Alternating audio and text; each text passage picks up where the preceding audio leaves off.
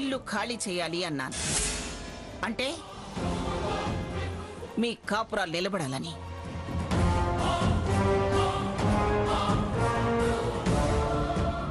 కూల్చాలని కాదు. నయానో భయాన్నో మిమ్మల్ని అత్తారింటికి తీసుకెళ్లాలని ఆరాటం. అంతే తప్ప నాకు మరో ఆలోచన లేదు. పిచ్చిదానా, మనుషుల మీద ఆపేక్ష పట్టం నీకు తప్పనిపిస్తుందా? గద్దరిదానా, మొగుడిని వదిలేసి స్వాతంత్రం సంబరం అంటూ ఏం పావుకుంటావే? గయ్యాళిదానా, బుద్ధి జ్ఞానం లేకుండా నువ్వు మూర్ఖంగా మొండిగా ప్రవర్తిస్తుంటే ఇబ్బంది పడితే అన్నా దిగి దారిలోకి వస్తావనుకున్నాను. చివరికి భార్యని ప్రాణం కన్నా మిన్నగా ప్రేమించే రఘురాం చేత కూడా నువ్వు నీ చెల్లెల్ని తీసుకుని కాపురానికి వచ్చేదాకా నువ్వు రావద్దని సీతననేలా చేశాను.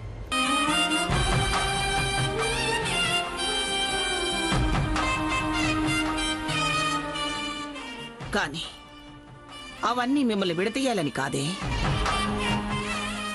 మిమ్మల్ని కలపాలని.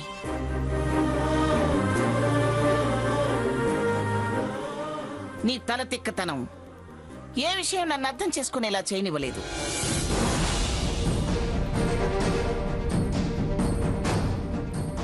ఏమే, నేనంత నీతి లేనిదాన్ని అనుకున్నావా? బుద్ధి లేనిదాన్ని అనుకున్నావా? అసలు ఈ ఇల్లు సీత పేరున ఉన్న విషయం నీకు తెలీదు? నేను నాది అనేంత సంస్కారం లేనిదాన్ని అనుకున్నావా? కక్కిన కోటికి ఆశపడేదాన్ని అనుకున్నావా? అలా మెలిక పెడితేనన్నా నీ మొండితనం కాస్త తగ్గించుకుంటావు, మూర్ఖత్వం వదులుకుంటావు అనుకున్నాను. కానీ ఇంతకు తెగబడతావు అనుకోలేదు.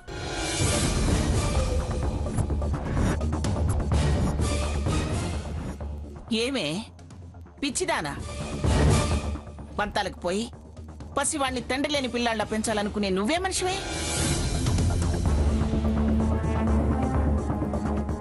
ఇలా అహంకారాలకు పోయి సుఖపడ్డ ఆడవాళ్ళు ఎవరూ లేరు. ఎదురుగానే ఉన్నాడు నీ బావ. అడగవే, అడుగు. శారద ఏం సుఖపడిందో అడగవే. నాది అహంకారం, తనది ఆత్మాభిమానం అనుకుంది.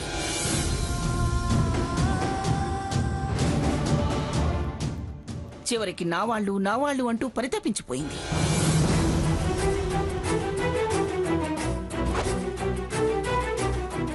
అత్తయ్య అంటూ చివరికి అది నా చేతుల్లోనే కదే ప్రాణాలు వదిలింది.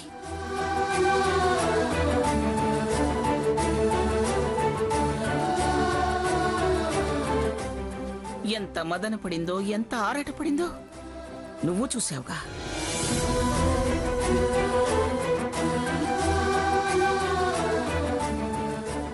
అది నన్నేం సాధించిందే, చివరికి తనువు చాలించింది. గాని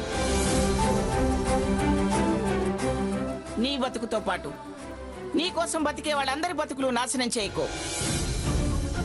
ఛీ, వేధవ 15 లక్షలకు ఆశపడేదాన్ని కాదు నేను. నా కంపెనీలో పనిచేసే పని వాళ్ళ నెల జీతాలకు సరిపోవే.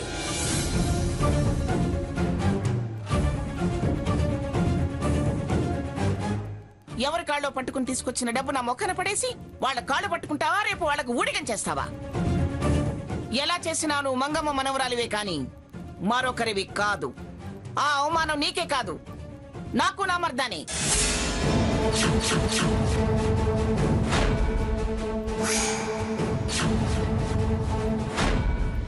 నా కొడుకు అంటున్నావే, రేపు వాడికి తలవంపులే.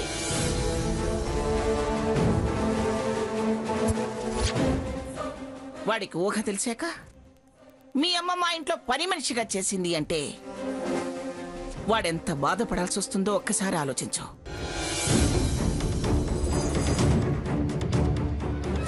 ఇవాల్టిని తల బిరిసే రేపు తల వంచుకునేలా చేస్తుంది.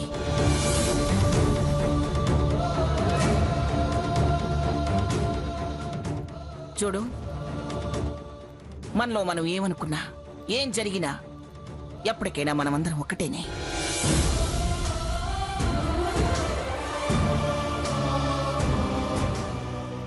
పరాయి వాళ్ళు మన వాళ్ళు ఎప్పటికీ కారు. చేసింది చాలు, వచ్చి కారెక్కు. వినవే, అంత దుర్మార్గం ఇంత దుర్మార్గం అన్నావు కదా, వారు మనసులో మాట చెప్పారు విన్నావు కదా. ఇంత చేసినా అంత పెద్ద మనసుతో రమ్మని పిలుస్తున్నారు పిన్ని గారు. తప్పు నువ్వు చేసినా తప్పనకుండా తానుగా నిన్ను కాపురానికి రమ్మంటున్నారు.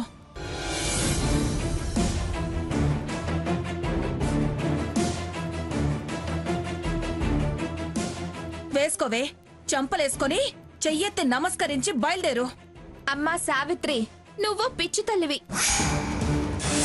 ఆవిడ గారు అందితే జుట్టు, అందకపోతే కాళ్ళు. అవకాశం వస్తే పీక పట్టుకునే మహిళా రత్నం.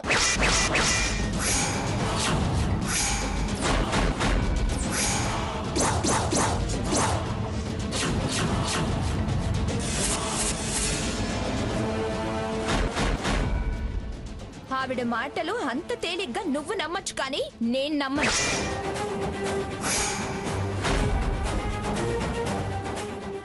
తనే అంది, చూసావుగా.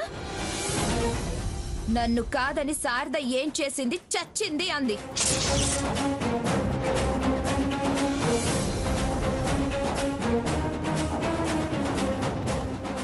అంతేకాని తన మరణం నన్ను కదిలించింది, కరిగించింది అనలేదు.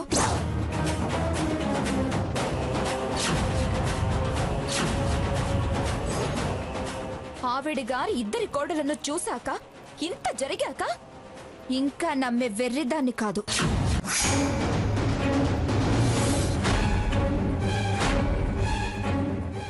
డబ్బు ఇవ్వగలిగే పరిస్థితికి వచ్చాను కాబట్టి ప్లేట్ ఫిరాయించింది. లేకపోతే నేను తప్పైంది క్షమించండి అమ్మమ్మ అంటే వంచిన నా తల జుట్టు తన పిడికిట్లోకి తీసుకొని వాళ్ళింటి దాకా ఈడ్చుకెళ్లేది.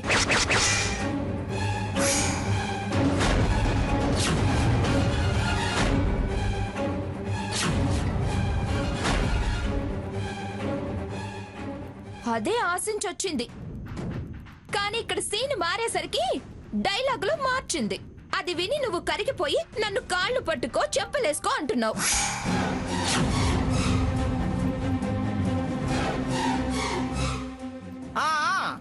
నువ్వు పెద్ద టాటా బిర్లా కూతురు అని.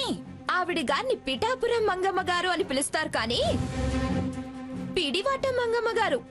వారు అంత తేలిగ్గా మారతారనుకోవటం కల్లా.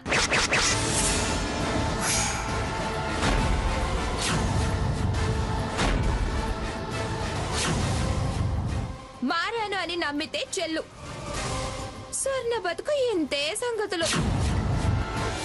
స్వర్ణ, మార్పులు, చేర్పులు, విమర్శలు, చర్చలు ఇవన్నీ ముఖ్యమా చెప్పు? వారి కండిషన్ వారే విత్డ్రా చేసుకుంటాను అంటున్నారుగా, ఇంకా ఎందుకీ పంతాలు? అక్క, నీకు బావంటే ప్రాణం, కానీ బావకిప్పుడు వాళ్ళ నాన్నమ్మంటే తీపి.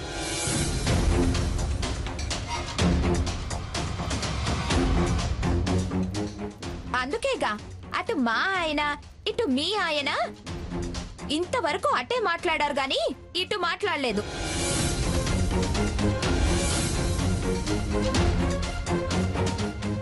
ఈవిడ గారిని తాతయ్య గారే ఎదిరించలేదు, ఇంక వాళ్లే ఎదిరిస్తారు.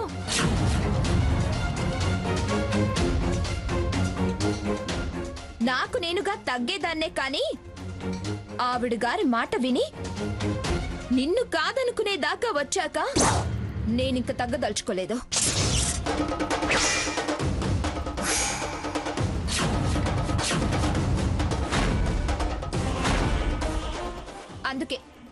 అందుకే డబ్బు ప్రయత్నమే చేశాను, కానీ మనసు మార్చుకోదలుచుకోలేదు.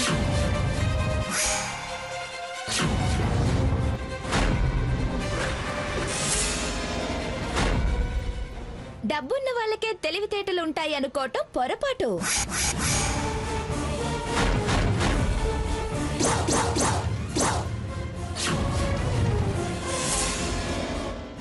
వారి మనసేంటో ఆలోచనలేంటో నేను బాగా అర్థం చేసుకున్నాను కాబట్టి ఈ నిర్ణయానికి వచ్చాను.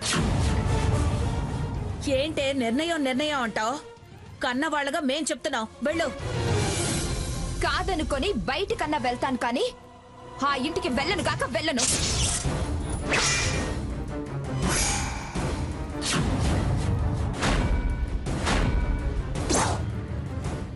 నా కండిషన్ నేను డ్రాప్ అవుతాను, నువ్వు రా స్వర్ణ. చాలా ఆలస్యం చేశారు బావగారు. అక్కనంత బాధ పెట్టినా అది నీకోసం ఆకాశ దీపాలు వదిలి నీ క్షేమం కోరితే నువ్వు గుమ్మం దాకా వచ్చి కూడా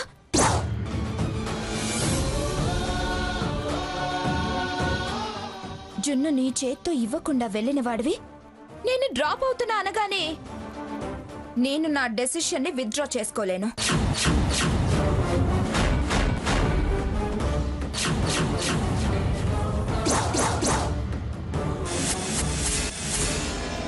మీరు అన్నా వెనక్కి వెళ్ళినా దాని వెనక మీ నానమ్మ ఉంటుంది.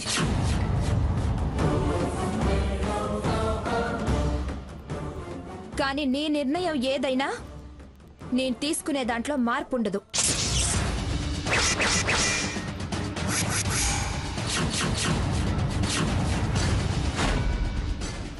అది కాదు స్వర్ణ. దయచేసి ఇది నచ్చ చెప్పే సమయం కాదు. వినలేదని ఫీల్ అయ్యేలా చేయకండి.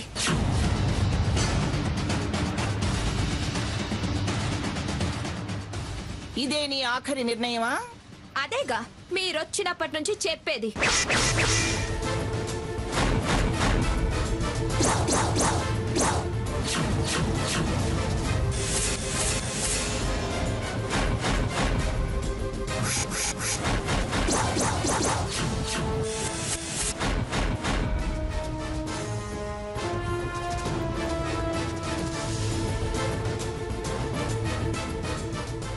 సంసారం వద్దనుకుంటున్నావు స్వర్ణ. ఇదిగో డబ్బు ముట్టినట్టు సంతకాలు చేయమంటున్నాను.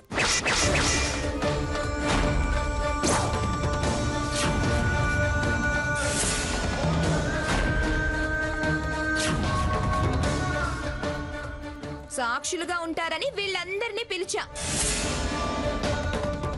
సావిత్రి, ఇది చాలా దూరం వెళుతుంది. జీవిత ప్రయాణం కనీసంగా అన్నా ఇంకా 50 ఏళ్ళని నాకు తెలుసు. ఏమమ్మా చూడు, ఇందాకటి మాటకి ఇప్పటి మాటకి తేడా ఎంతుందో. నీ మొండితనం మారకపోబట్టే వారి మాట మారింది.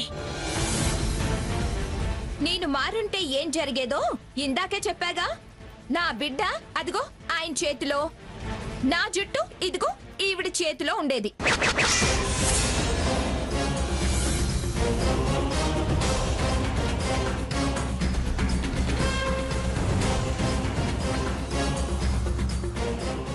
డబ్బు ముట్టింది ఈ ఇంటి మీద నాకు హక్కు అధికారం లేవని ఈ కాగితం మీద సంతకాలు చేసి డబ్బు తీసుకెళ్ళండి.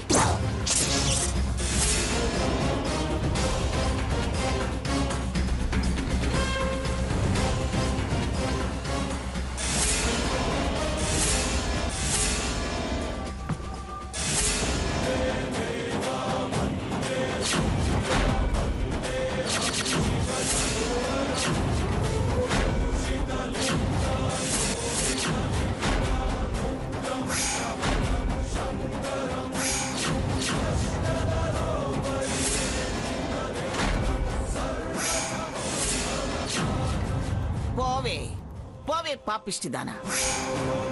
ఛీ, ఎవడకు కావాలి డబ్బు? నీ పాపిష్టి డబ్బు.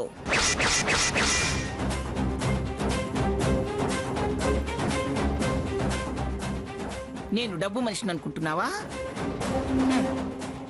అలా అనుకుంటే ఆ డబ్బు తీసుకుని నీ నెత్తిన కొట్టుకో. అది మీది అన్నాక అంటుకునే ప్రయత్నం కూడా చేయను. వింటున్నారుగా, మీ అందరి ముందే వారు అడిగిన డబ్బు వారినే తీసుకోమని ఇచ్చా. అందినట్టు సంతకం పెట్టమంటున్నా తప్ప? చెప్పండి. ఏం తప్పలేదే స్వర్ణ, అదే పద్ధతి. నోరు మొయ్యమే తలకు మాసిందానా. నువ్వేదో పద్ధతి గల దానిలాగా అది పద్ధతి అంటున్నావు. చూడవే, ఎందులోనూ ఏమీ కాలేదు. ఈ గోడ మీద గొబ్బెమ్మ కూడా నోరు తెరిచి మాట్లాడుతుంది.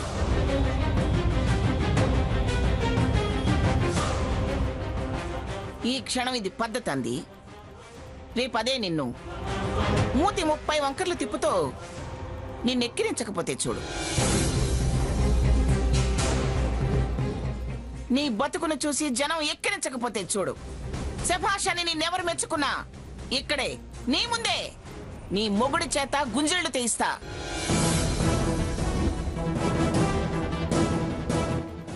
నేను సభ పెట్టి నిన్ను సన్మానించి అదే వేదిక మీద నేను నీకు క్షమాపణ చెప్తా. బతుకువే, బతుకు. కానీ ఎక్కడా నా పేరు గాని నాతో చొట్టెరకం గాని బయటపడినివ్వకుండా బతుకు.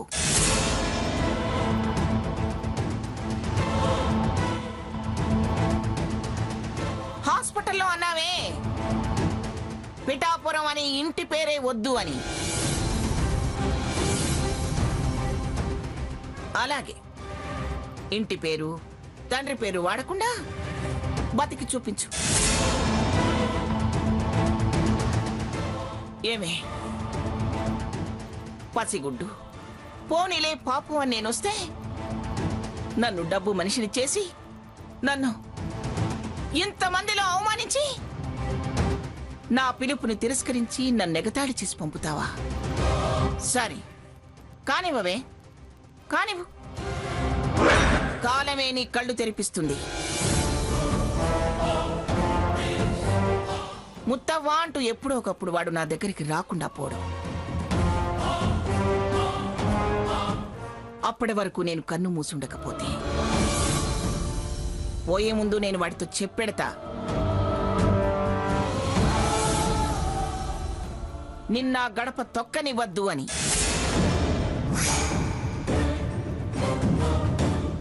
ఈ పిఠాపురం మంగమ్మని జీవితంలో ఇంత పరాభవించిన వాళ్ళు ఎవరూ లేరు.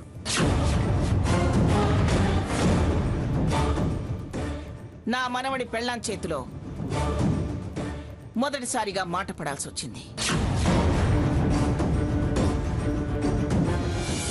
కానివ్వవే, కానివ్వు. ఇంత జరిగినా కూడా నా మునిమనమడి మీద ప్రేమతో నిన్ను శపించటం లేదు, శాపనార్థాలు పెట్టడం లేదు.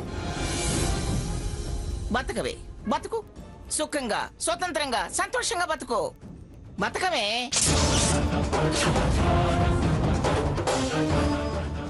సాధించానన్న గర్వంతో బతుకు. నాది అహంకారం అన్నావుగా, అహంకారాన్ని గెలిచానన్న తృప్తితో బతుకు. మంగా, ఇంకా ఏమిటండి మంగా తుంగా అంటారు?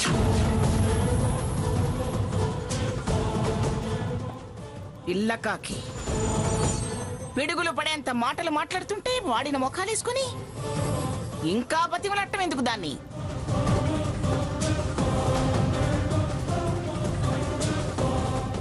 పాతికేళ్ల దానికి అంత నిర్ణయాలుంటే 25,000 మందికి బతుకు తెరువు చూపించేదాన్ని నేను. నాకేం తక్కువండి దాని దగ్గర మోకరిల్లడానికి? తప్పే అనడం కూడా తప్పేనా? ఆ తప్పుడు దాంతో మనకేమిటి పని?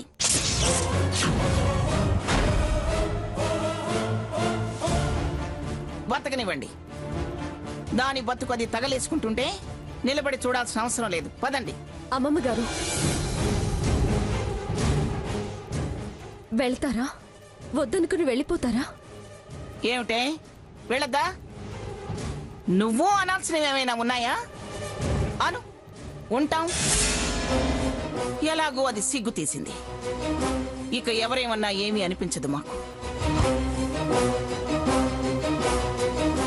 అనవే, అను. నువ్వు చదవాల్సిన పురాణం కూడా నువ్వు చదువు. వినే వెళతాం. అది కాదమ్మమ్మ గారు. ఇంకా ఎందుకే గారు అని మర్యాద?